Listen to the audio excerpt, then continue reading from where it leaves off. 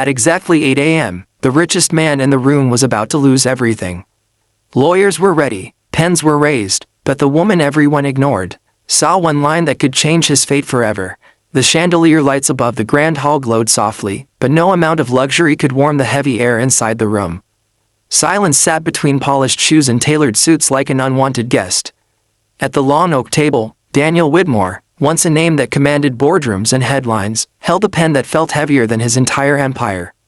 This was it, one signature away from the end. Across from him, legal representatives watched with professional detachment. Behind them sat former partners, investors, and people who once smiled beside him in photographs. Now, their faces were blank, waiting for his fall. Daniel glanced at the clock. 7:59 a.m. His chest tightened. He had lost his company, his reputation, and years ago, the woman he loved most. He exhaled slowly, lowering his eyes to the document in front of him, the final agreement that would seal his financial ruin. "Mr. Whitmore," one lawyer said calmly, "you may sign." Daniel lifted the pen. At that exact moment, a quiet voice broke the silence. "Sir, please wait." Every head turned. Standing near the side of the room was a young black waitress in a simple uniform, holding a silver tray. Her hands trembled slightly, coffee cups rattling softly. Her name badge read Ava. Gasps rippled through the room. "This is a private meeting," someone snapped. "She shouldn't even be here." Ava swallowed hard, but she didn't move. "I'm sorry," she said softly, eyes fixed on the document. "But there's something wrong," murmurs followed. The lawyer frowned. "Young lady, you're mistaken." Daniel looked up, and froze. Those eyes, he hadn't seen them in 10 years. "Ava," he whispered, her breath caught. She hadn't expected him to remember. "Yes," she replied quietly. "It's me." The room buzzed with confusion, but Daniel heard nothing else. Memories crashed into him. Late nights, laughter, promises whispered under broken streetlights. He had loved her once with everything he had, and lost her when ambition blinded him. "Sir," Ava said, steadying herself, "I was trained in financial review before life changed." That clause, she pointed carefully, it contradicts the asset timeline. If you sign this, you surrender properties that were never legally part of the settlement. The lawyers stiffened. "That's impossible," one said sharply. "Please," Ava pleaded, voice shaking, "just check it." Daniel stared at her. She wasn't doing this for attention. She was doing it for him. "Check it," Daniel said firmly. The room went silent again as documents were reviewed. Seconds felt like hours. Ava stood there, heart racing, ready to be dismissed, or worse. Then one lawyer's face went pale. "There's an inconsistency," he admitted reluctantly. Whispers erupted. Daniel's grip tightened on the pen. His life paused. Ava let out a shaky breath, tears filling her eyes. She hadn't known if speaking up would cost her job, but she couldn't watch him fall without trying. Their eyes met. 1,000 unsaid words passed between them. The past they buried. Years ago, Ava wasn't a waitress. She was a finance student with dreams as big as Daniel's. They met when he was building his empire and she was studying late nights in borrowed libraries.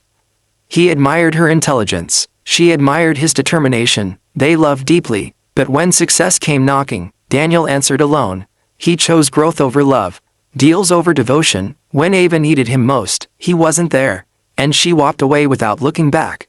Life humbled her, dreams paused, responsibilities grew, and now, fate placed her back in his world, at his lowest moment.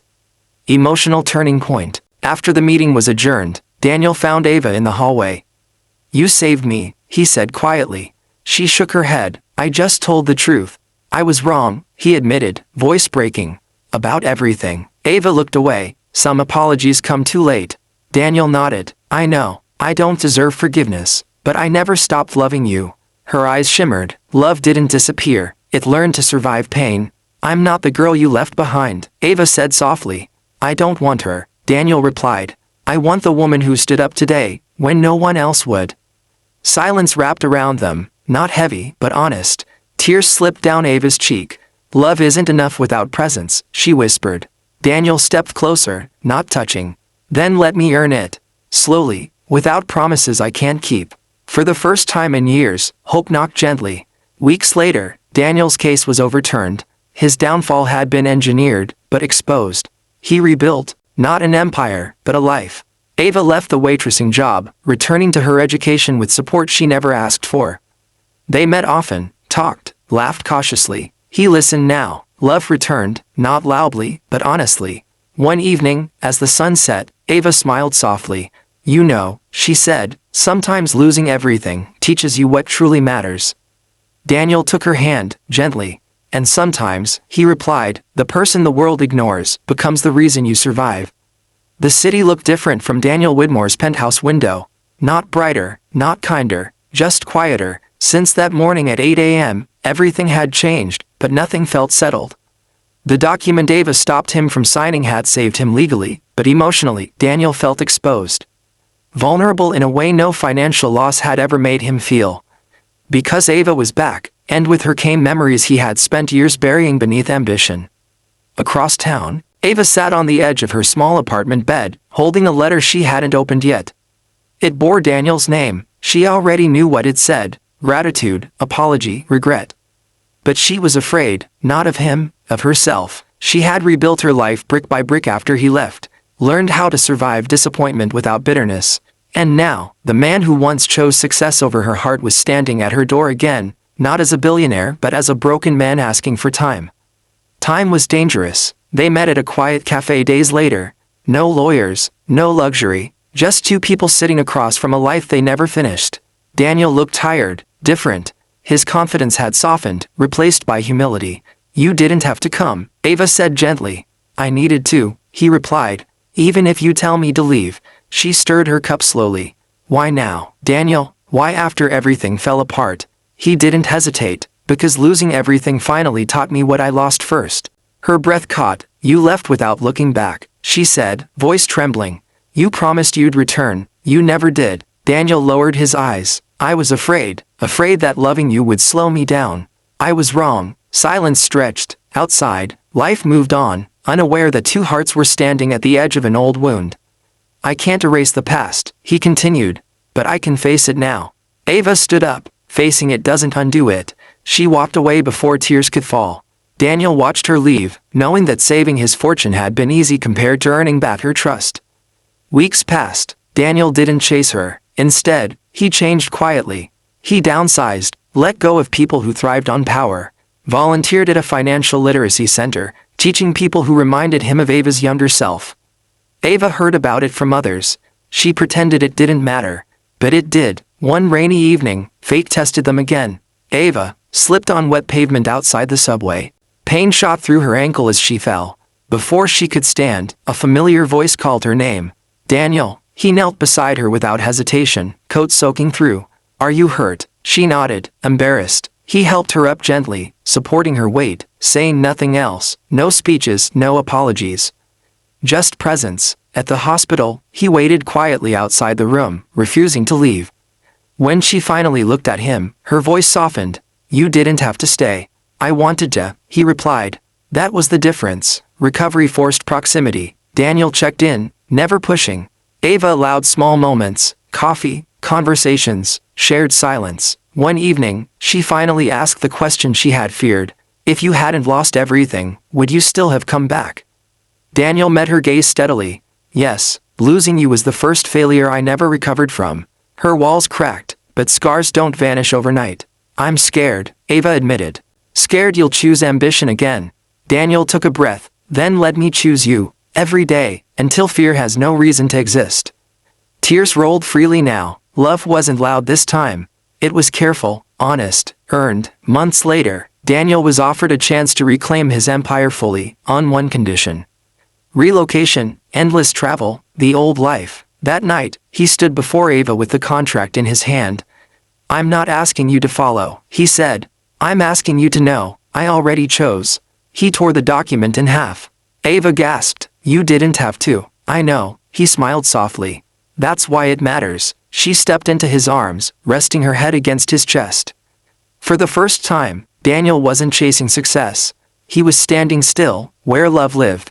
The morning sun crept gently through the curtains of Ava's apartment, painting the walls in soft gold. For the first time in years, peace didn't feel temporary. Daniel sat at the small kitchen table, watching Ava prepare coffee, moving carefully on her healed ankle. This life was simple, and it felt like everything. Daniel had turned down the last offer that could have restored his empire overnight. Word spread quickly. People called him foolish, some said he had lost his edge, but Daniel knew the truth. He had finally found it. Ava placed the cup in front of him. Their fingers brushed. She smiled, small, real, unguarded. "You're quiet today," she said. "I was thinking about how close I came to losing you twice." She sat across from him. "Life doesn't always give third chances." He nodded. "That's why I won't waste this one." That afternoon, a former associate appeared unexpectedly, bringing news that threatened their fragile peace. The investigation that once targeted Daniel had widened. Old names, old enemies, and with them came pressure. They wanted Daniel back, not as a man, as a symbol. Ava listened as he explained, fear creeping into her eyes, not because of danger, but because she recognized the familiar pull. "Is this the part where you leave again?" she asked quietly. Daniel reached for her hand immediately. "No, this is the part where I stay." But doubt had already entered the room. That night, Ava stood alone at the window, remembering the girl she used to be, the one who waited for promises that never came. Daniel approached her slowly. "I can walk away from all of it," he said. "Say the word." Ava turned, tears shining. "I don't want to be the reason you give up who you are." Daniel shook his head gently. "You're the reason I finally know who I am." Days later, Daniel made his decision publicly. Not at a boardroom table, but at a community center. He announced the creation of a foundation, helping people whose dreams had been interrupted by circumstance, just like Ava's once were. No spotlight, no control, just purpose. Ava watched from the back of the room, overwhelmed. When he found her afterward, she couldn't speak at first. "You didn't do this for me," she finally said. "I did it because you taught me what matters," he replied. Tears fell freely now. She stepped forward and embraced him. No fear, no hesitation. For the first time, love didn't feel like a risk. It felt like home. Months later, they returned to the same grand hall where everything nearly ended. Not for business, but for closure. Ava stood beside Daniel as the chandelier lights glowed overhead. He squeezed her hand gently. "This room almost took everything from me," he said. She smiled. "And it gave you back what you lost." They walked out together. No cameras, no applause. Just two people choosing each other. Outside, the world continued loudly. But they moved forward quietly. Together. Sometimes love doesn't arrive to save you. Sometimes it arrives to change you. And at 8 a.m., when the world almost ended, a forgotten voice reminded a broken man that the greatest wealth was standing right in front of him. For emotional stories about love, loss, and second chances, subscribe to Black Inside USA. Your support keeps these voices alive.